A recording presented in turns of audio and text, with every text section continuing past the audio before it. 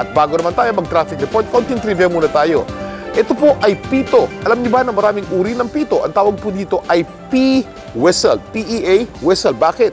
Dahil nung unang panahon ang ginagamit na bilog dito sa loob ay pea o garbanzos. Pero ngayon ay foam na lamang o plastic. Ang nag-invento ng mga sinaunang pito ay mga ancient Chinese. Ginagamit nila ng mga sundalo ang pito para pag may mga lumalapit ng mga invading Mongolian sa inaalerto nila kanilang mga kasama. At ang mga sinaunang pito naman, doon naman sa Egypt ay hindi gawa sa bakal o sa plastic. Ito po yung gawa sa mga papyrus leaves. Hinihipan po nila yung pangitan ng mga papyrus leaves at gumagawa ito ng tunog. Mamaya po, ito pong mamang to, sir.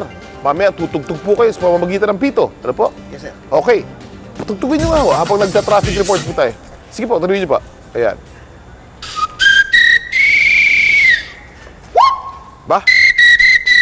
Ayan. At habang tumutugtog po itong ating guest po na magaling po sa pito, silipin natin ang pinakaunang live point natin dito po sa EDSA Kamuning. May traffic na ho ba? Kahit masikip po dyan sa southbound lane ng EDSA Balintawak, gaya ng inaasahan sa ganitong oras, maluwag naman mula dyan papuntang North at Quezon Avenue hanggang Kamuning, Cubao at Santolan. Magaang din po naman ang trapiko sa kabaan ng northbound lane mula Taft sa Pasay papuntang Ayala at Guadalupe sa Makati, Mandaluyong, Pasig at Quezon City. Tuloy niyo po yan. Okay po yan. Yee! Commonwealth Avenue naman po, maayos pa naman ang dadatna ng Commonwealth Avenue kung lalabas ka pa lang ng Fairview na ganito kaaga. Mula dyan sa Regalado, wala pang abala sa daang papuntang Manggahan, Batasan, hanggang Tandang Sora at Philcoa. Tatamaan po ng number coding ngayong araw mga sasakyan may plaka nagtatapos sa 7 at 8. Magsisimula ang coding alas 7 hanggang alas 10 ng umaga at muli po ma-implement hanggang alas 3 ng hapon hanggang alas 7 ng gabi.